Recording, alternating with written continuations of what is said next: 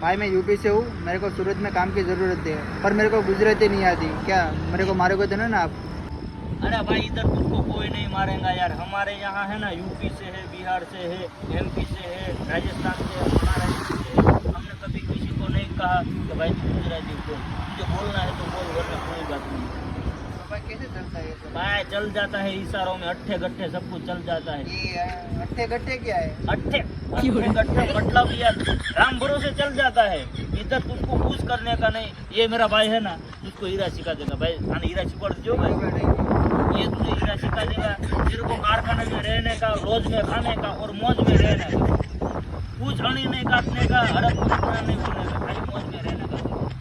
इधर भाई तू हीरा सीख जाएगा ना, इधर हीरा इतना है ना, हीरे की कोई ताणी नहीं है। इधर तू घसते घसते मर जाएगा ना, कोई भी हीरा नहीं फूटेगा।